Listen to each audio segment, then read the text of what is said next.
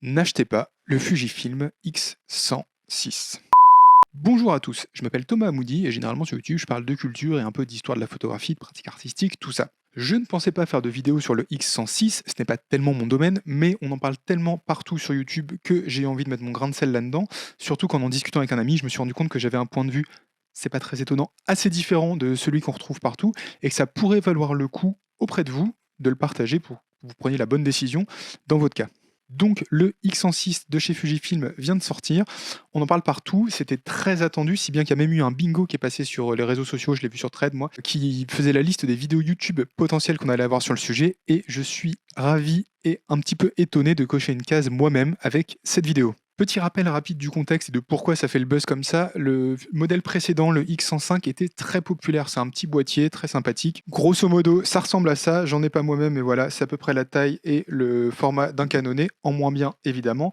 Mais bref, c'était très populaire, notamment pour son look très argentique, très vintage et vraiment bien travaillé, et aussi du fait que sur les réseaux sociaux, notamment TikTok, il y a beaucoup d'influenceurs, même des influenceurs qu'on trouve maintenant qui en font la promotion, qui en ont parlé à l'époque et ça a créé une forte demande.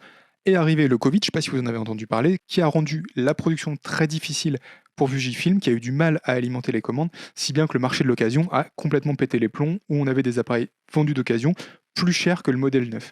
Donc ça a créé une très forte attente pour l'X106, et évidemment il vient de sortir, évidemment ça le fait le buzz, évidemment tout le monde en parle, mais je pense pour les mauvaises raisons. Qu'on soit clair, j'adore Fujifilm, je filme avec un appareil Fujifilm, là tout de suite, je suis chez eux depuis 2017, donc c'est une marque que j'apprécie beaucoup, mais je trouve que le X106 est nul, et aussi que Fujifilm ne pouvait pas faire autrement. C'est un paradoxe, mais vous comprendrez d'ici la fin de la vidéo.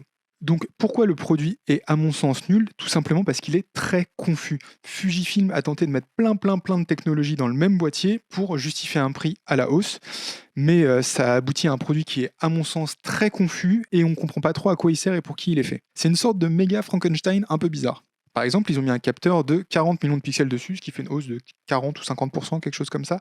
La règle d'or, c'est plus vous avez de mégapixels, plus vous avez d'ennuis. Ça demande plus de stockage, plus de transfert, etc. C'est consommateur pour l'appareil. Et à moins que ça fasse vraiment sens d'avoir beaucoup de pixels, la plupart du temps, c'est des emmerdes en plus. Et donc, ils ont mis ce super capteur qui va produire beaucoup de données qu'il va falloir transférer plus vite sur les cartes SD, sauf qu'ils ont gardé l'ancien format de carte SD, donc UHS 1, qui a des transferts moins rapides que l'UHS 2. Donc pourquoi en fait? D'un côté, vous mettez un moteur de Ferrari, mais de l'autre côté, vous le mettez dans une Clio. Je n'ai pas compris. Et quand je dis que c'est confus, c'est un peu à ça que je pense. Ils ont rentré ce qu'ils pouvaient dedans et qui passait. Après, s'il y avait des choses qui manquaient, tant pis. C'est Jean-Michel à peu près. Autre point confus, ils ont mis un autofocus de taré dessus. Donc dans l'absolu, c'est cool d'avoir un autofocus qui marche bien, évidemment. Par exemple, là, je m'en sers et c'est cool qu'il fasse la mise au point sur moi correctement pour une fois. C'est évidemment une techno qui est intéressante. Ils l'ont poussé très loin dans les démos. On voit qu'on peut faire du tracking d'oiseaux, d'avions, de trains, etc., d'animaux, enfin tout un bordel, mais avec une focale grand angle, l'équivalent d'un 35 mm. Enfin, est-ce qu'il y a un photographe animalier qui fait de la photo de 35 mm? Genre, faut vraiment être proche d'un lion et c'est un coup à avoir des emmerdes. Donc, on met une rafale de taré qui est plutôt orientée très sport dans un appareil avec une focale fixe grand angle. À quoi ça sert en fait? À quoi ça sert d'avoir ce moteur de taré? Ok, pour la photo de rue ça va être bien, mais alors le suivi des oiseaux en grand angle, je vois pas l'intérêt. Ils vendent ça aussi comme un appareil qui est à emmener partout. Chouette, il est plutôt compact. Alors, il n'est pas tout petit, il n'est pas aussi petit qu'un Ricoh GR3 par exemple, mais il est plutôt compact. Donc, un appareil à emmener partout, mais qui n'est pas tropicalisé. Pourquoi? Enfin, s'il y avait bien de l'argent à mettre quelque part, c'est là-dedans. Si c'est un appareil que je dois emmener partout, il va être dans mon sac, il va sortir beaucoup, il va avoir de la poussière, de l'eau, bah tropicalisez-le en fait. Mettez des sous là. Aussi, ils ont poussé la vidéo, ça on sera amené à en reparler. Donc il y a du 6K, je sais pas quoi dans les détails. Donc la vidéo, c'est consommateur en mémoire sur les cartes SD dont on parlait tout à l'heure. Donc pour le coup, on en a qu'une en UHS 1, donc ça va pas être la fête. Et deuxièmement, c'est consommateur aussi beaucoup d'énergie. Parce que voilà, faut que ça, quand on filme, ça tourne. Moi par exemple, la plupart du temps, quand je tourne, mon appareil est branché, ou alors j'ai une batterie chargée à côté, mais ça, la batterie part vite quand on filme, évidemment. Et dans cet appareil, ils ont gardé la vieille batterie Fujifilm que j'avais déjà sur mon X Pro 2 que j'ai acheté en 2017. Donc à mon avis, filmer en 6K avec entre la surchauffe, l'écriture et la conso d'énergie, ça va pas être la folie. D'autant plus que je ne comprends pas ce focus qui a été fait sur cet appareil sur la vidéo. Je vois pas l'intérêt en fait. Quel vidéaste va se dire tiens, à partir de maintenant, moi je tourne au X106, donc sans pouvoir changer de focale, et surtout dans un appareil dont l'ergonomie est quand même très photo. Vous avez des molettes physiques qui sont l'ergonomie Fujifilm mais qui sont très chouettes, mais quand on est en vidéo, on est plutôt sur du tactile, par exemple pour pouvoir changer des réglages à la volée sans trop faire bouger l'appareil, c'est ce que j'ai sur le mien. Et généralement, L'ergonomie quand même très photo, vous avez un viseur optique, enfin des caméras ou des appareils photo qui sont vraiment pensés pour filmer avec un viseur optique style télémétrique, ça n'existe pas.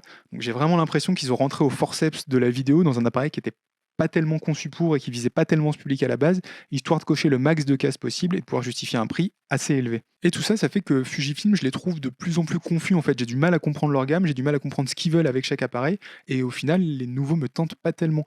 J'ai mon X-T4, je l'adore, il est trop cool. Pour moi, c'est l'équilibre parfait entre vidéo et photo, qui est totalement mon besoin, parce que je suis photographe, et je vous parle en vidéo de photographie, donc ça fait exactement le taf que ça doit faire. Et quand ils l'ont fait évoluer sur le X-T5, ils ont rajouté plein de nouveautés, soit, mais ils ont enlevé l'écran orientable qui permet d'avoir un retour vidéo. Là, je me vois quand je tourne, ce qui est essentiel pour un appareil avec lequel on filme quand même, parce que ça me permet de voir la batterie, la carte SD, le temps restant, tout ça. Donc, c'est essentiel de l'avoir, mais ils l'ont enlevé.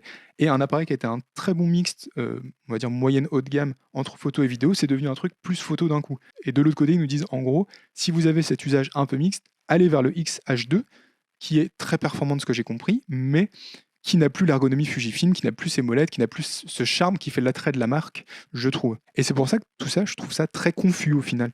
On avait un appareil, donc le X105, qui était très ciblé sur la photo, top, qui devient un espèce de mix appareil photo de sport, mais sans zoom, avec de la vidéo, mais sans les moyens derrière de la gérer.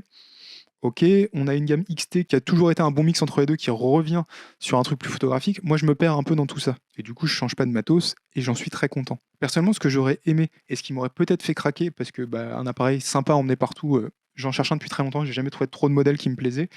Euh, J'aurais pu craquer pour un X106 qui aurait été un X105, mais avec la nouvelle batterie Fujifilm, celle que j'ai dans mon appareil, qui tient beaucoup plus longtemps, avec la tropicalisation pour être sûr de l'emmener partout, la stabilisation parce que c'est pratique, et c'est à peu près tout en fait. Et pour un photographe, je trouve que ça suffit très largement.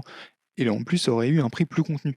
Et c'est pour ça qu'au début, je vous disais que Fujifilm ne pouvait pas faire autrement, parce que l'appareil que je viens de vous décrire, ça aurait été une évolution mineure d'un appareil qui était très attendu, et je pense qu'au niveau du marché, la réponse n'aurait pas été la même.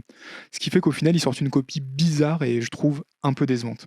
Donc, que retenir de cette vidéo et quels sont mes takes, mes conseils sur cet appareil quelques jours après sa sortie? Tout d'abord, si vous êtes photographe et que vous ne faites pas de vidéo, mon conseil serait de se diriger vers le modèle précédent parce que les prix sur le marché de l'occasion vont se péter la gueule. Je l'ai vu il n'y a pas très longtemps encore sur MPB, faut pas être dyslexique pour le dire. L'appareil était vendu à 1830, le modèle d'avant, le 5, ce qui est plus cher que le prix de sortie du 6. Donc, à mon avis, les prix d'occasion vont redégonfler d'un coup et il va y avoir plein de bonnes affaires à faire, notamment quand tous les technophiles vont vouloir le dernier modèle. C'est là qu'on peut acheter nos choses à pas trop cher. Si vous faites de la vidéo, je pense que j'ai pas besoin de vous le conseiller parce qu'à mon avis, il n'y a aucun vidéaste qui se dira c'est l'appareil qu'il me faut pour faire de la vidéo. Évidemment, vous prendrez autre chose. Et si vous faites de la photo de sport ou animalière, pareil, vous pouvez être séduit par la rafale et l'autofocus, mais 35 mm pour de la photo de sport, allez faire les Jeux Olympiques avec ça à Paris en 2024, on en reparle après. Et mon vrai conseil du fond du cœur, vous le connaissez sans doute déjà, n'achetez pas de matos en fait, tout simplement. Si vous avez déjà un appareil qui fait des photos qui vous plaît, vous emmerdez pas à aller acheter le dernier truc, le machin, tout ça pour être dans la tendance ou quoi que ce soit. Investissez sur vous, investissez sur votre photographie, sur vos compétences, sur votre regard, sur votre connaissance, sur tout ce qui pourra vous donner des idées et être plus créatif. Vous en tirerez bien plus à la sortie qu'un nouvel appareil dont la nouveauté et l'effet joyeux que cette nouveauté vous apporte s'estompera au bout de quelques mois. Mais pour autant, vous ne récupérerez pas vos 1 800 €. C'était tout pour moi, c'est une vidéo un peu bonus, hors série, que j'avais envie de faire un peu là, à chaud dans la foulée, ce que je fais rarement, mais pourquoi pas déroger à la règle de temps en temps. On se revoit dans la prochaine vidéo, évidemment pour parler livres, culture, etc. et retrouver un ton plus traditionnel sur la chaîne. Si vous avez aimé cette vidéo et ces petits conseils qui détonnent un peu de l'enthousiasme général, c'est ma spécialité, donc n'hésitez pas à vous abonner, à laisser un petit pouce bleu, à commenter, à partager cette vidéo, et moi je vous dis à bientôt. Salut!